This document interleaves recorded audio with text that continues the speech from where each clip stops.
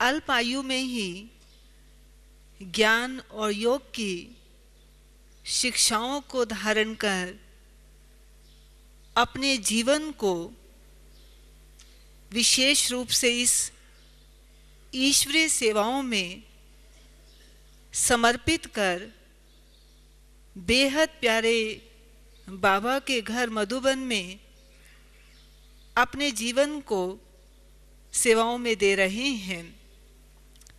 आप आदरणीय दादी जी के राइट हैंड हैं और उनके साथ सेवाओं में विशेष रूप से सहयोग देकर सुचारू रूप से कार्य कर रहे हैं। न केवल इतना ही, आप सभी ने माउंट आबू में ग्लोबल हॉस्पिटल देखा है। आप ग्लोबल हॉस्पिटल के मैनेजिंग ट्रस्टी भी हैं और साथ साथ अपना ब्रह्मा कुमारी विद्यालय के आप सेक्रेटरी जनरल भी हैं और राजयोगा एजुकेशन रिसर्च फाउंडेशन के अंतर्गत हमारा एजुकेशन विंग है, आप उनके चेयरपर्सन भी हैं। कितना ना आपकी महिमा करें, ऐसा कहेंगे ये तो जैसे कि सूरज को चिराग दिखाने की बात है। लेकिन अभी हम सभी आदरणीय भ्राता जी से जो आज का विषय है रूहानी मस्ती, आज हम उस विषय पर अनुभव युक्त बाबा के महावाक्य सुनेंगे। भ्राता जी ऐसी रूहानी मस्ती में हमको लहरा देंगे, इतनी मस्ती चढ़ा देंगे जो कभी भी माया की मस्ती आ ही नहीं सकती है। तो अभी हम सभी भ्राता जी से आज के विषय पर अनुभव युक्त महावाक्य बाबा के सुनेंगे। ओम शांति। Thank you.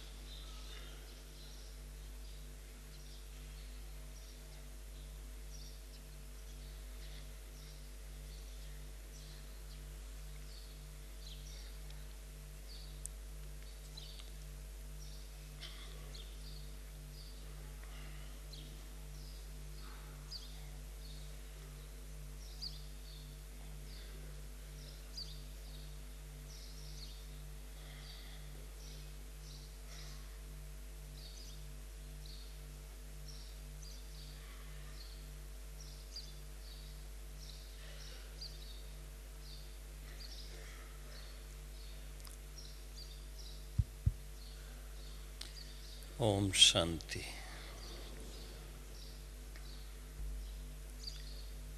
सबसे पहले तो आप सब भाई बहनों का हार्दिक स्वागत है जो आप विशेष अव्यक्त बाप दादा से मिलने के लिए आए। और मैं समझता हूँ जब से आप चले होंगे अपने अपने स्थान से, उसके पहले से ही जब से प्रोग्राम बना होगा इसी मस्ती में होंगे कि कहाँ जा रहे हैं, किस लिए जा रहे हैं। सबसे बड़ी मस्ती तो वही है जिसने इस समय को पहचान लिया कि वर्तमान समय कौन सा है और इस समय हम सबका पार्ट क्या है। इस समय बेहद के बाप का पार्ट क्या है।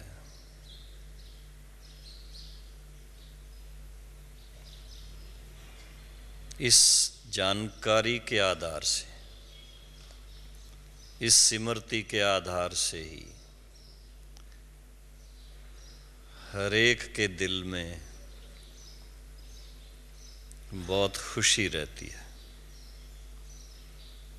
और ख़ासकर जो भाई बहनें अपने लौकिक परिवार में बच्चों को संभालते हुए, गृहस्थ व्यवहार में रहते हुए और बाबा के वारिस बनते हैं, स्टूडेंट बनते हैं और आज्ञाकारी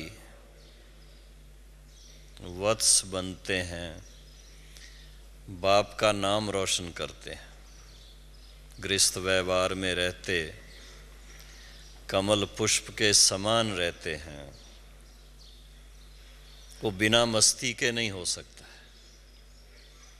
ईश्वरी मस्ती ना हो,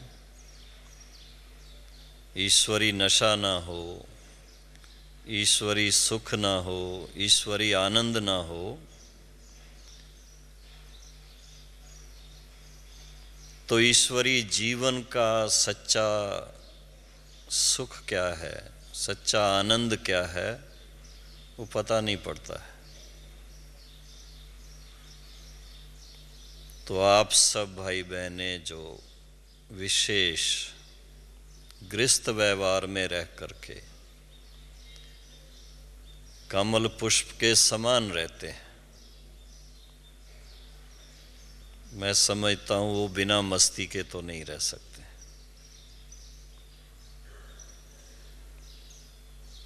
और आप सबको देख करके दूसरे लोग बल्कि आश्चर्यवत होते हैं कि इनको क्या हुआ है, अच्छे भले थे, ऐसा वो बोलते हैं।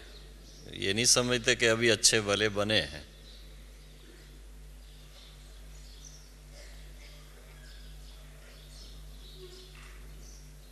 और ये आदि से लेकर के अगर हम यज्ञ की हिस्ट्री को देखें, थोड़ा इतिहास को आपने सुना होगा, जब यज्ञ की स्थापना हुई और निमित्त ब्रह्मा बाबा, पहले तो निमित्त जो बने हैं ब्रह्मा बाबा खुद ही पहले उस रूहानी मस्ती में गए।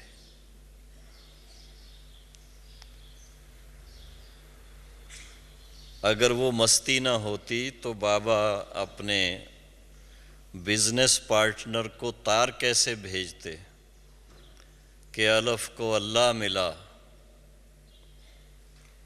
बे को बादशाही। जो उनके पार्टनर, उसको बे कहा है कि ये बिजनेस वाली जो बादशाही वो तुम्हारी है, वो आप संभालो, मुझे तो अल्लाह मिला है। अलमस्त हो गए।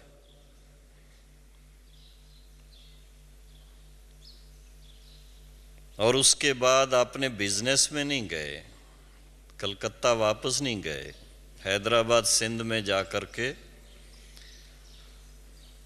लौकिक घर में ओम मंडली शुरू की।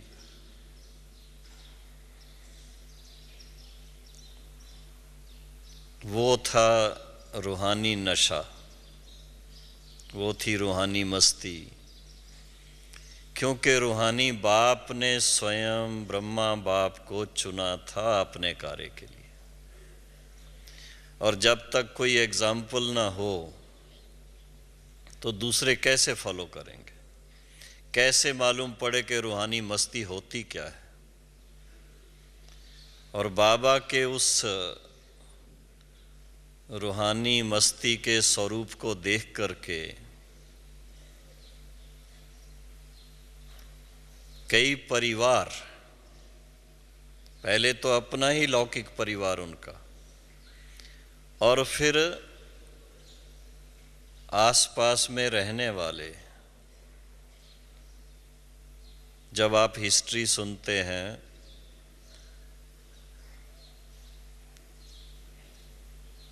इतने परिवार एक के बाद एक सब इकट्ठे होते गए।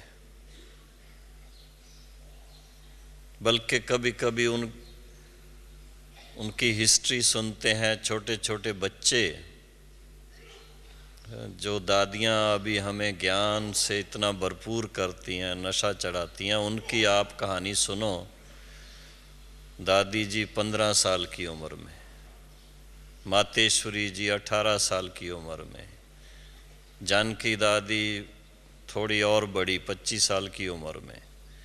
इस तरह से इतने छोटी एज में लौकिक दुनिया को छोड़ करके और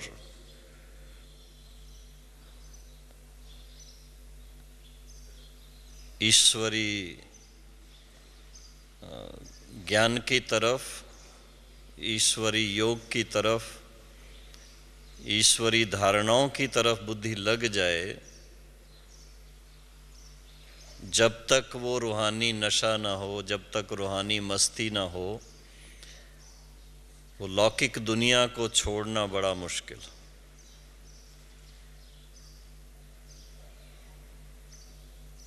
तो आदि ही यज्ञ की इस तरह से हुई है। और जो उस मस्ती में गए उन्होंने पीछे मुड़ के नहीं देखा।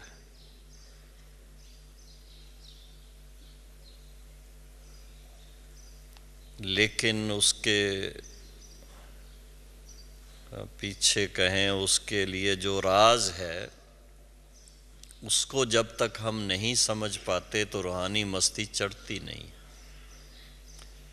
राज है फिर से रूहानी बाप ने आकर के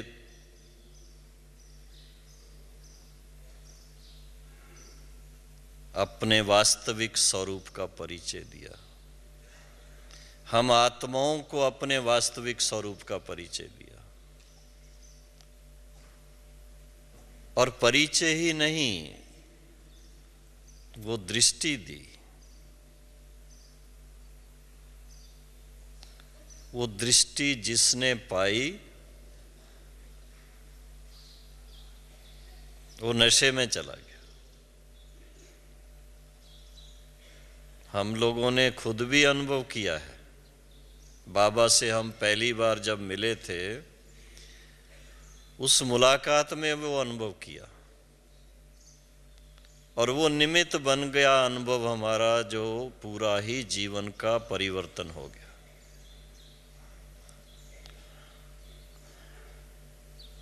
तो जो भी बाबा के बच्चे हैं,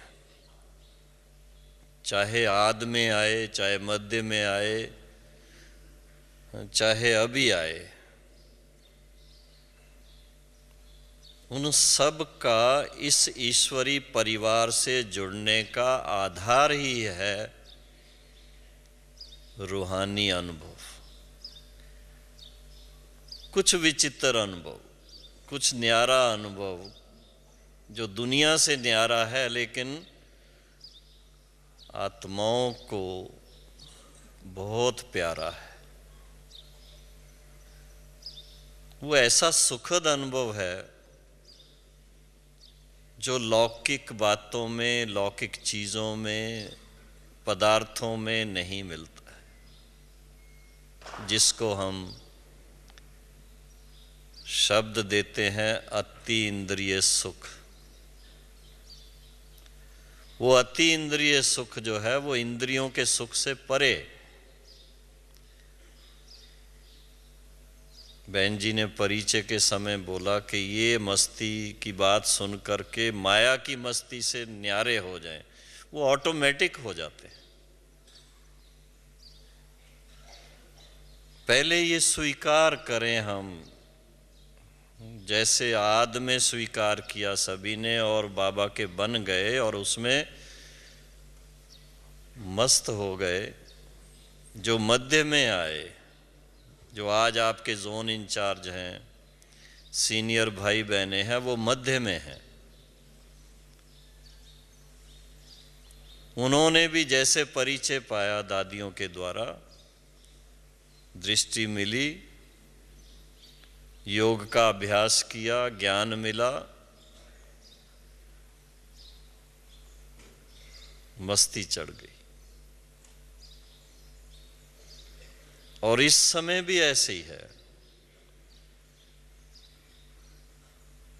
रूहानी मस्ती के बिना ईश्वरी जीवन नहीं बनता है। यही अंतर है। जो हम शास्त्रों का जब ज्ञान प्राप्त करते हैं, ज्ञान बहुत हो जाता है,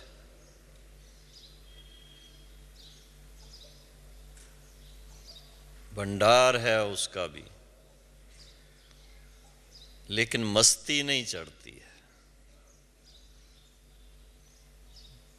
ये तो भक्ति में भी कहते हैं कि बहुत ज्यादा नहीं चाहिए, 2.5 अक्षर ही चाहिए।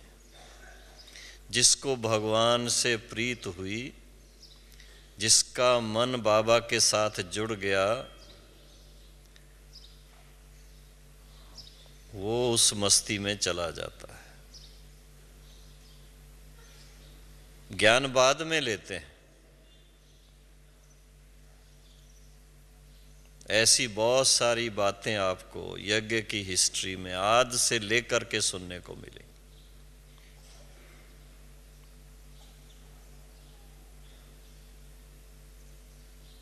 यहाँ पर अभी भी आप सब भाई बहनें आए हैं ना, आप में भी कई ऐसे मस्त होंगे, चप्पल कहाँ उतारी पता नहीं रहेगा।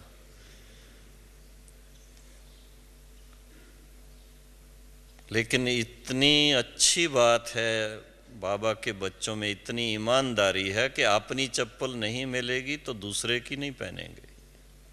ये भी बहुत अच्छी बात।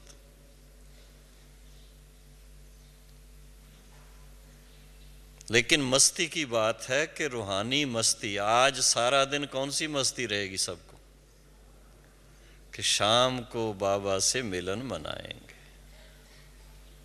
बाबा के दृष्टि के पात्र बनना। ये बहुत बड़ी बात है, आप सोचिए थोड़ा, बहुत नशे की बात है। 600 करोड़ आत्माओं में से चुन करके आप भाई बहनों को बाबा ने अपने सन्मुख बुलाया है। ये कम नशे की बात है। बाबा के दिनों की बातें हैं। बाबा कहते थे इस एक बात का ही अगर निश्चय हो जाए कि किसके सन्मुख बैठे हैं, तो बाबा शब्द कहते थे खगियां मारने लग जाएं, बहुत ऐसा खुशी में, वारे में। तो सबसे पहले नशे के लिए चाहिए कि ये पहचान, जिगरी पहचान चाहिए, हम किसके सन्मुख मिलन मनाने के लिए आए हैं। कितने सौभाग्यशाली हैं। दुनिया में किसी को ऐसा सौभाग्य प्राप्त नहीं होता है। टाइटल बहुत मिल जाएंगे, डिग्रियां बहुत मिल जाएंगी, यात्राएं भी खूब कर लेंगे। कई बार आप में से भी कोई कहेंगे हमने 4 धाम की यात्रा की हुई है, अमरनाथ भी होकर के आए हैं, तो और भी कई स्थानों पर उसका भी नशा होता है। लेकिन ये जो कल्प में एक ही बार जब चांस मिलता है, बाबा सतयुग में नहीं आते हैं, त्रेता में नहीं आते हैं, द्वापर में नहीं आते हैं, कलयुग में भी नहीं आते हैं। ये पुरुषोत्तम संगम युग, इसी को सौभाग्य है। इस टाइम पर जिसने बाबा को पहचान लिया और बाबा के बन गए, ऐसे वारस बच्चों को जो नशा चढ़ता है वो किसी को नहीं चढ़े। ये है रूहानी मस्ती।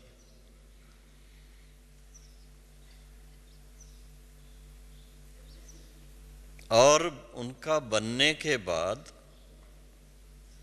फिर जो शिक्षा मिलती है, सवेरे सवेरे मुरली सुनते हैं, नोट्स लेते हैं, वो मुरली ऐसे ही नहीं, उसका शास्त्रों में गायन हुआ, भले नाम श्री कृष्ण का लगा दिया उसमें, उस मुरली में मस्ती है, वो रूहानियत की मस्ती। एक एक महावाक्य ऐसा नशा चढ़ाने वाला है। और हर रोज अगर कोई नशे की कोई एक चीज एक बार लेता है, उसको अच्छा लगता है, फिर दिल होती दूसरी भी लो, तीसरी भी लो, उसमें तो नुकसान है। बाबा कहते थे और सब नशों में है नुकसान। कौन से नशे में नुकसान नहीं है? नर से श्री नारायण बनने का जो नशा है, तो नर से श्री नारायण बनने के लिए ईश्वरी ज्ञान की शिक्षा है। नर से नारायण बनने का और कोई रास्ता नहीं है, लेकिन ये स्वयं भगवान सबसे श्रेष्ठ ज्ञान दे करके श्रेष्ठ पद की प्राप्ति कराते। ये निश्चय चाहिए। मुरली सुनना एक नाम मात्र रूटीन नहीं चाहिए। उस नशे से जब हम सुनते हैं कि ये मुरली, जिसमें कम से कम एक मुरली में कितनी पॉइंट्स होती हैं, 20-25 पॉइंट होती, और एक एक बात, सागर की लहरें हैं, क्या से क्या बना देती हैं। किसी को कोई बात जचती है, किसी को कोई ऐसी दिल को लग जाती है, उसके बाद जीवन ही सारा चेंज हो जाता है।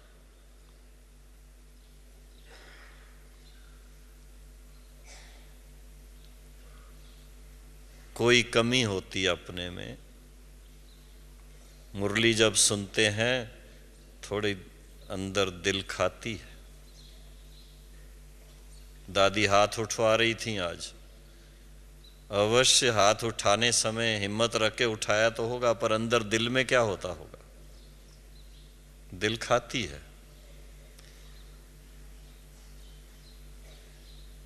तो नशा चढ़ाने के लिए, एकदम रूहानी मस्ती में आने के लिए, वो जो थोड़ी सी भी कमी रही हुई हो उसको अगर समाप्त कर दिया जाए,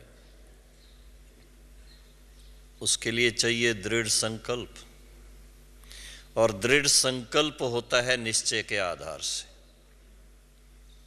अगर निश्चय आपको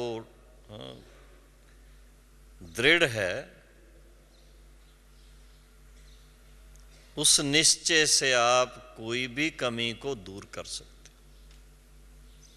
नशा चढ़ाना है तो कमी को मिटाना है। कमी को मिटाए बिना नशा नहीं चढ़ता। जब लाइट हो तब उड़ सकें। लाइट के पंख चाहिए, और लाइट के पंख आते ही हैं जब ऐसी स्थिति अपनी अंदर से दृढ़ हो जाए। और उसके लिए जो पहली बात है निश्चय की, कि कौन हमें आकर के आज मिलने वाले हैं, कौन हमें ये शिक्षा दे रहे हैं। ये बहुत बड़ी बात है बहुत सूक्ष्म।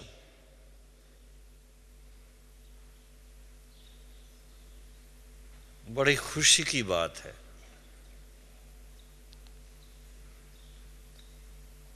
और दूसरी बात है,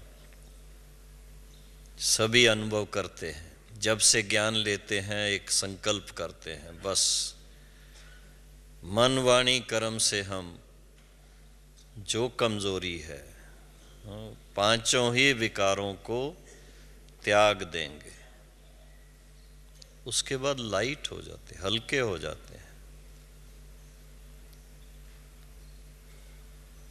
एक भी अगर होगा वो पत्थर की तरह बोझ बनता है, और बोझ तैरने नहीं देता है, ऊपर उड़ने नहीं देता है, नीचे ले जाता है। तो ये हिम्मत आती है।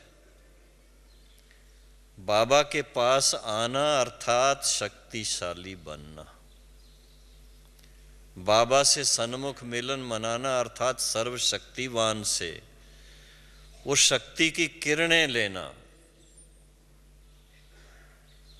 और बाप समान बनने का एक दृढ़ संकल्प करना। विशेष ये अनुभव खास जब बाबा से मिलन मनाते हैं, उसके लिए उत्सुक होकर के आते हैं, तब ये इस संगठन में होता है। संगठन में एक नहीं है, मैं अकेला नहीं हूं, अकेली नहीं हूं, इतने भाई बहने साथ चल रहे, तो हिम्मत आ जाती है। इसका भी नशा है, बहुत नशा है अलौकिक परिवार का नशा। सारे संसार में सबसे श्रेष्ठ परिवार, सारे विश्व के अंदर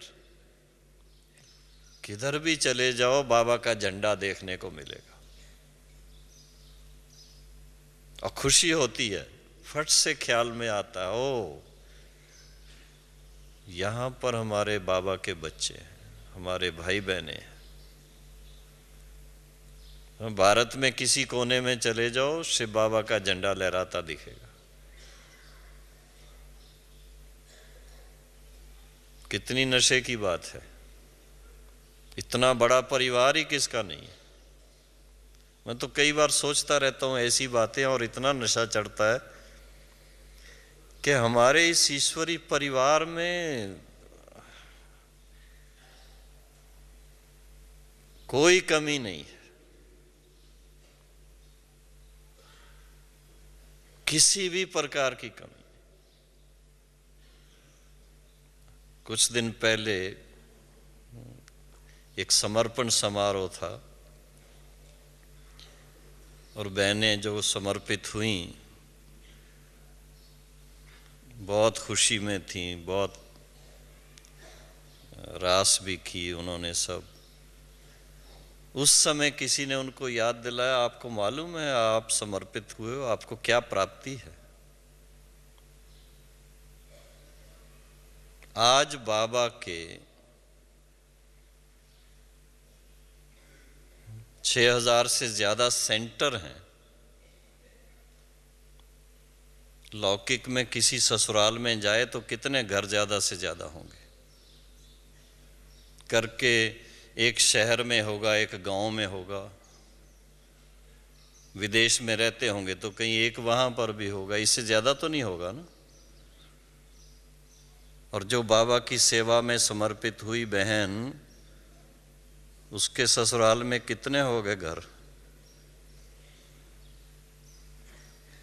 जिस घर पे झंडा है वो उसका है। 6000 सेंटर्स हैं तो 6000 घरों की मालिक बन गई।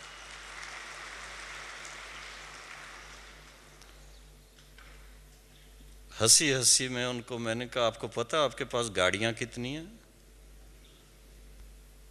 जितने भाई बहनों के पास गाड़ियां हैं वो सब आपकी। किधर भी जाएंगी हर एक कहेगा बहन जी हमारे पास बैठो, मैं आपको लेके चलूं। हाँ बहन जी सामने बैठी हैं तो मुझे ये उनकी वो सेवा याद आ गई भोपाल की। तो ऐसी ऐसी बातें अगर हम सोचने लगें, लौकिक रीत से भी स्थूल रूप से भी, बाबा के बच्चे बनना अर्थात इस दुनिया में सबसे, वो शुरू की ओम मंडली की बात सुना रहा हूं आपको, बाबा ने खास पेपर में डलवाया था कि दुनिया में सबसे धनवान कौन है, और दूसरे दिन उसका उत्तर खुद डलवाया था पेपर में, ओम मंडली सबसे धनवान है। उस समय लोगों के समझ में नहीं आया होगा, पर आज समझ में आता है।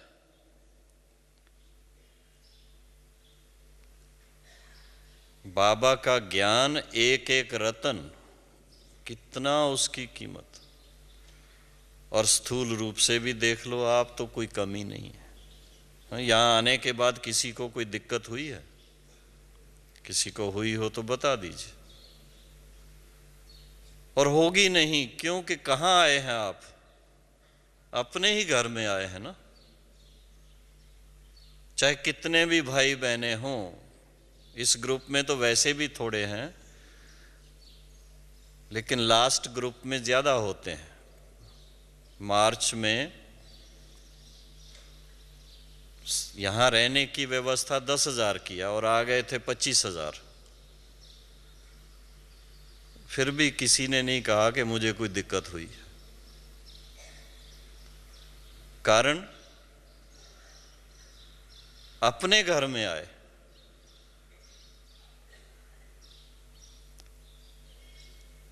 तो स्थूल रूप से भी आप सोचेंगे कि बाबा के बनना अर्थात हर तरह से, ज्ञान के हिसाब से भी धन धान्य संपन्न, योग के हिसाब से भी सबसे श्रेष्ठ योग, धारणाओं के हिसाब से जो बाबा की श्रीमत के अनुसार धारणाएं हैं, कोई नहीं करता, बाबा के बच्चे ही करते हैं। इसका बड़ा नशा रहता है कि हमारे इतने श्रेष्ठ भाई बहने हैं, इतने ऊंच हैं।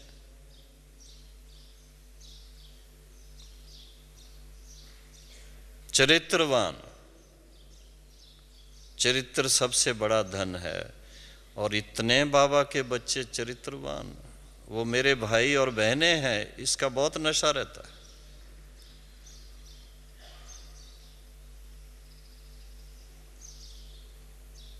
और सभी मिलकर के आज इतने बड़े बड़े कार्यक्रम कर रहे हैं, कोई कहां कोई कहां कोई कहां। किस लिए कर रहे हैं? सबको संदेश मिले कि वास्तव में सच्चा सुख किस में है, सच्ची मस्ती किस में है, इसके लिए कर रहे हैं, और कोई कारण नहीं है, कोई पब्लिसिटी करने के लिए नहीं कर रहे हैं। सबको इकट्ठा करके उनको वास्तव में बाबा के परिचय से ऐसी अनुभूति कराते हैं। कारण उनके ऊपर भी तरस पड़ता है। प्रैक्टिकल में आप कहेंगे वहां तो लोगों को लाने के लिए बड़ी मेहनत करनी पड़ती है, लेकिन उसके भावनाओं में जाओ आप, वो मेहनत नहीं है, वास्तव में बहुत बड़ा एहसान उनके ऊपर करते हैं।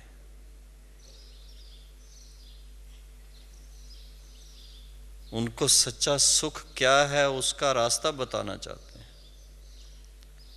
सच्चे सुख का आधार क्या है, उसका सोर्स क्या है, उसका परिचय देना चाहते हैं। इतने ऊंचे लक्ष्य के कारण ये सेवा कर रहे हैं। ऐसा पुण्य का काम करने वाले भाई बहने, ऐसी पुण्य आत्माओं का ये संगठन, इससे बढ़कर के और क्या चाहिए।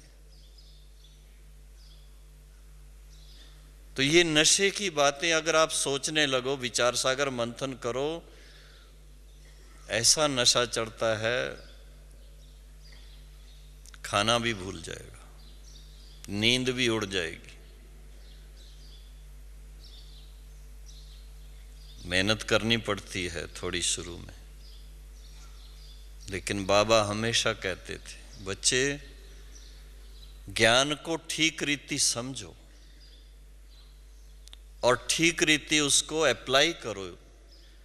ठीक रीति नहीं करेंगे तो फिर कहीं एक्सीडेंट भी हो जाएगा।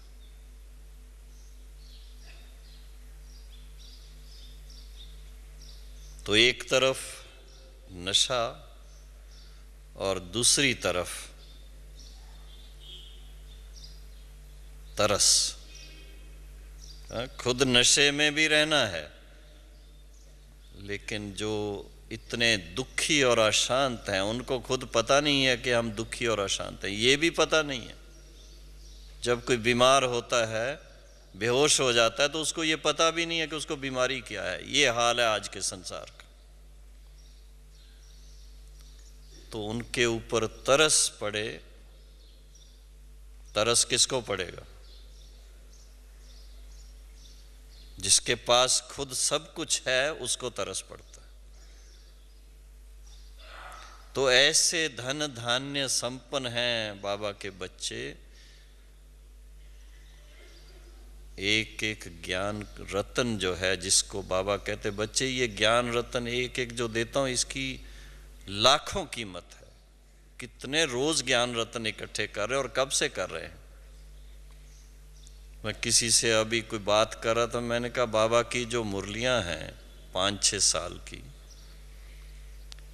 अगर उनको अच्छे बड़े अक्षरों में प्रिंट करवा करके बहुत अच्छी एक एक महीने की मुरलियां बाइंडिंग करके कहीं रखी जाएं, और कोई रिसर्च करे एक एक सब्जेक्ट के ऊपर, उसमें से कितनी बातें मिलेंगी। कभी बाबा सतयुग में क्या क्या होगा उसकी बात कह रहा है, अभी कल परसों की मुरली थी। हाँ, प्रिंस प्रिंसेस पढ़ाई करने कैसे जाएंगे, विमान में जाएंगे, पैदल नहीं जाएंगे, घोड़ी पर नहीं जाएंगे, वहां कार में भी नहीं जाएंगे। तो सोचने की बात है कि वहां विमान बनने की कोई स्थान भी होगा फिर, और ऐसे विमान जो कभी एक्सीडेंट ना हो।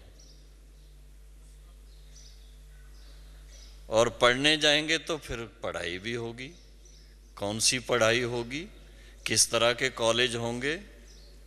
हाँ, उसकी यादगार तो यहाँ है, अजमेर में भी है, राजकोट में भी है, प्रिंसेस कॉलेज बने हुए। तो जरूर सतयुग में भी ऐसे कॉलेज होंगे। बहुत सारी बातें हैं, अगर आप विचार सागर मंथन करो ऐसा नशा चढ़ेगा, बात मत पूछो।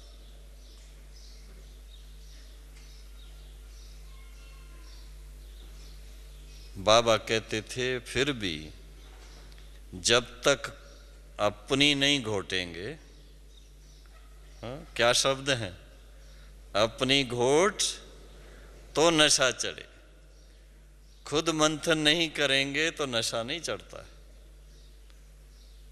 इसलिए मुरली, मैं तो दादी जी को देखता हूं, अभी इस उम्र में दादी जी रोज 3 बार मुरली पढ़ती। कैसे लगता है आपको? आप कितनी बार पढ़ते हैं? हाँ, सिर्फ सुनते हैं एक बार। जिसको एक एक ज्ञान रतन की कदर है, कितनी वैल्यूएबल चीज है ये, और उससे मेरा जीवन क्या से क्या बनता है, प्राप्ति क्या होती है, वो मुरली के बिना नहीं रह सकता। और जो इस समय मुरली को अच्छी तरह से अध्ययन करेगा, धारण करेगा, वो मुरलीधर के साथ भविष्य में भी डांस करेगा। डांस करने का तो हर एक को शौक है। श्री कृष्ण के साथ कौन नहीं डांस करना चाहेगा? हर एक चाहेगा, लेकिन उसके समान बनना पड़ेगा। उसकी समानता के लिए अभी इस समय मुरली जो सुन रहे हैं उसको धारण करना हो। तो नशे के लिए कुछ, हाँ, दुनिया में वो दुनियावी नशों के लिए भिन्न भिन्न, हाँ, चीजें होती हैं। हमारे पास कौन सा नशा है? 4 प्रकार का नशा है,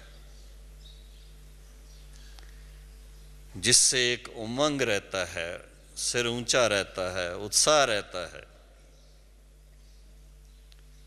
ईश्वरी ज्ञान का नशा, जिसके पास ज्ञान धन होगा वो कभी भी अपने आप को, हाँ, जेब में 1 पैसा होंगी तो भी ऐसा फील करेगा मेरे जैसा धनवान कोई नहीं।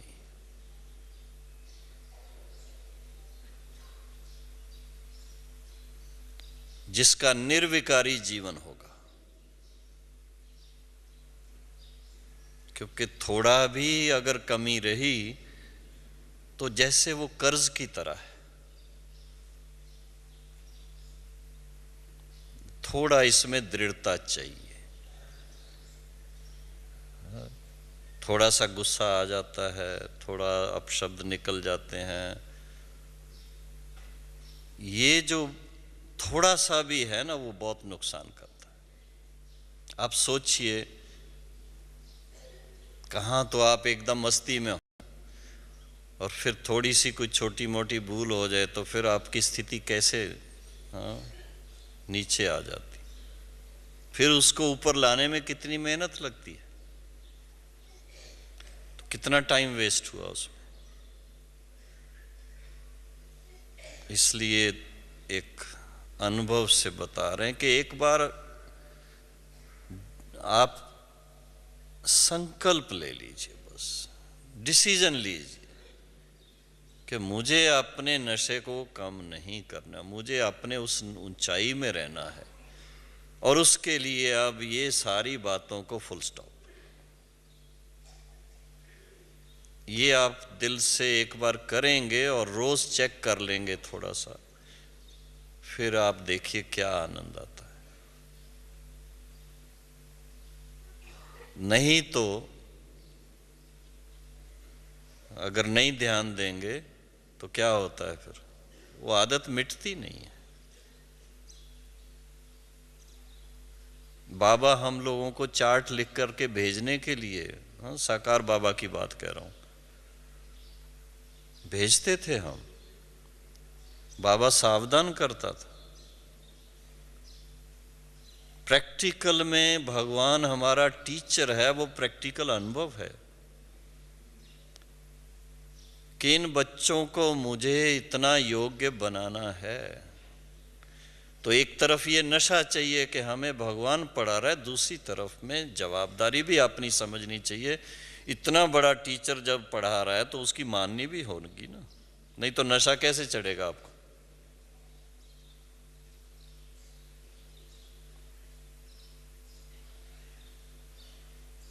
इस बार खास बाबा के पास आए हैं, बाबा से मिलन मनाना है, तो एक संकल्प लीजिए।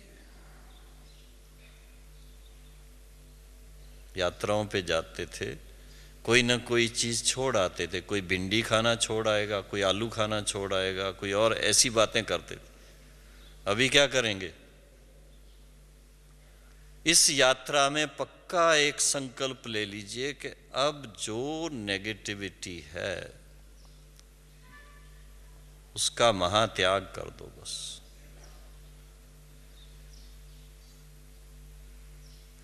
फायदा नहीं है उसका, ना खुद की नेगेटिविटी रहे ना दूसरों के उस पर, हाँ, अगर किसकी कमजोरी है उस पर नजर ना जाए। बाबा की वाणी सुनते हैं, अव्यक्त बाबा की, आप सुन लो ध्यान से।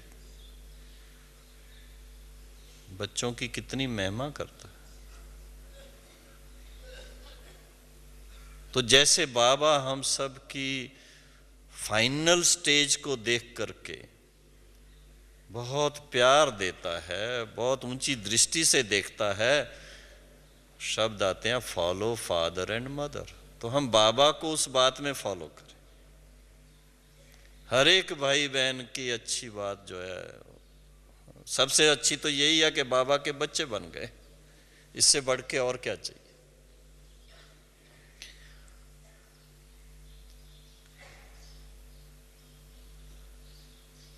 तो ये जरूरी है त्याग करना। इसको महात्याग कहा जाता है 5 विकारों का, लेकिन 5 विकारों का भी सूक्ष्म, अति सूक्ष्म रूप जो है, वहां तक दृढ़ संकल्प से छोड़ देना ही हमारे फायदे की चीज। नहीं तो थोड़ा सा जहर भी क्या करता है। दूध की, हाँ, एक बाल्टी हो और उसमें 1 ड्रॉप जहर का पड़ जाए तो क्या होता है। आपका अति इंद्रिय सुख, इतना आनंद देने वाली स्थिति, थोड़ी सी एक शब्द कहीं उल्टा सुल्टा मुख से निकल गया आपसे, वो सारा ही मजा खराब कर देता है। फिर पश्चाताप होता है, फिर सॉरी करेंगे, सब करेंगे। ऐसी नौबत ही क्यों आए। सदा नशे में रहना है अगर, तो इतनी बारीकी से अपनी चेकिंग करना जरूरी है।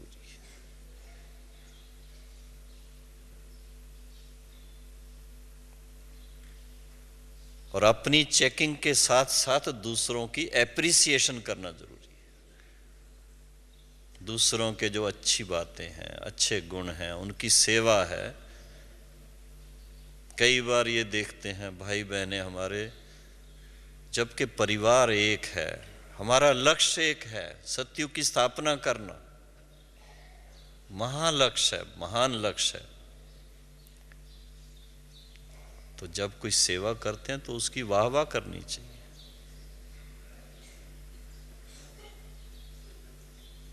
क्रिटिसाइज करने लग जाते, मजा नहीं रहता। फिर एप्रिसिएशन।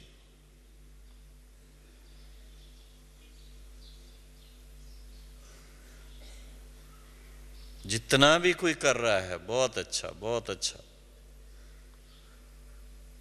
और फिर इसके साथ में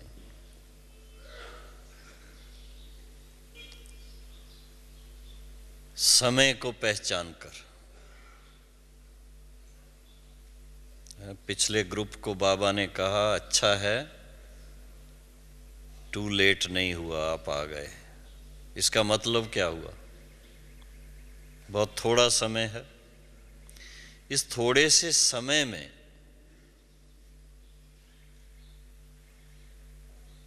अपनी इस अमूल्य जीवन को इतना सुंदर बनाए, दिव्य गुणों से संपन्न करें। दैवी गुण क्या क्या है लिस्ट तो हम बना लेते हैं, 16 गुण भी बता देंगे और 24 भी बता देंगे, लिख भी देंगे बोर्ड पर। वो काहे के लिए हैं? वो किस लिए हैं? सतयुग में देवताओं की महिमा ही है सर्व गुण संपन्न। वो कभी बनेंगे? अभी बनेंगे, तब तो सतयुग में बनेंगे जाके, संस्कार तब तो साथ ले जाएंगे। उस हिसाब से देखें कि हमें अभी ही सर्वगुण संपन्न बनना है, कल नहीं, आज।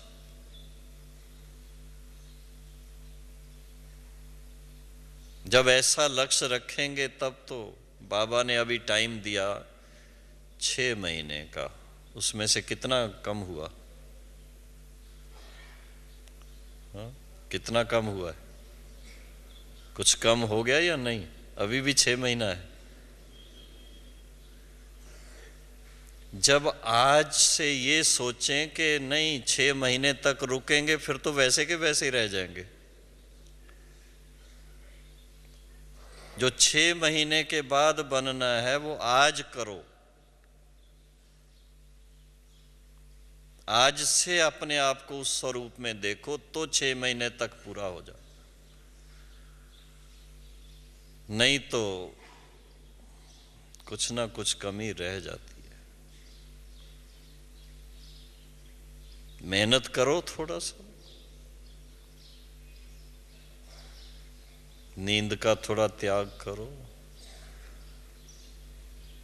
थोड़ा सहन भी कर लो, कोई हर्ज नहीं। किसी ने कुछ बोल दिया तो कोई हर्ज नहीं है। पर जो सुख है इसमें, अपनी स्थिति जब श्रेष्ठ बनती है, उसका जो सुख है वो किसी चीज में नहीं है। अति इंद्रिय सुख ही तब महसूस होता है, और उसके लिए सबसे ज्यादा महीन मेहनत जो है वो है जो बाबा रोज रोज याद दिलाता है, स्वयं को आत्मा निश्चय कर मेरे साथ मन लगाओ, बस उसके अनुभव में जाओ। सर्वशक्तिवान के संग का रंग क्या होता है उसका अनुभव करो। उसमें कैसे सब पास्ट का हिसाब चुकतू होता है, कैसे पास्ट भस्म होता है। जब तक पास्ट भस्म नहीं हुआ तो उसका इफेक्ट संकल्पों में और स्वप्नों में आता रहेगा। इसलिए यथार्थ रीति से विशेष ध्यान दे करके मेहनत करनी पड़ती, और वो मेहनत है, बाबा उसको कभी ज्वाला रूप कहते हैं और कभी कहते हैं मास्टर ज्ञान सूर्य बन करके योग करो, और कभी कहते हैं बिल्कुल उपराम हो जाओ, बिंदु रूप बन जाओ, कभी कहते हैं फरिश्ता रूप बन जाओ। उसकी अनुभूति में जाओ, फील करेंगे, क्या लाइट फीलिंग है उसमें, हल्कापन भी आएगा, आत्मा की चमक भी बढ़ेगी। पुराना हिसाब चुकतू होगा, तो वो मेहनत बड़ी महीन है। लेकिन बाबा कहते थे अगर एक कर सकता है तो दूसरे भी कर सकते हैं।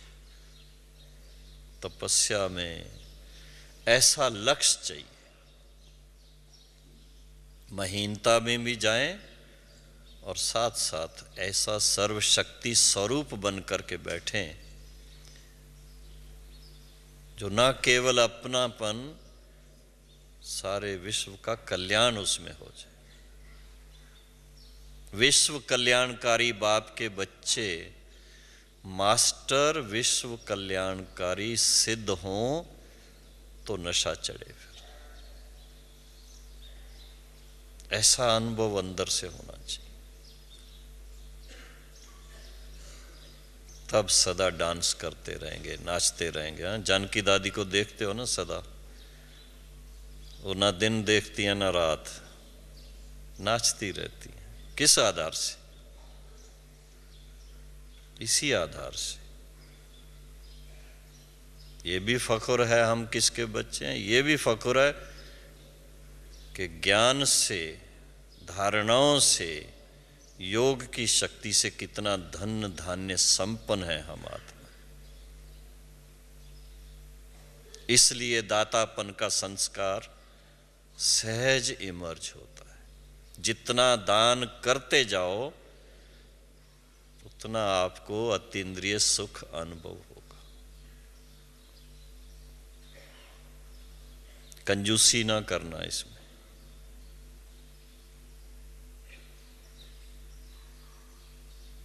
दिल बड़ी रखो।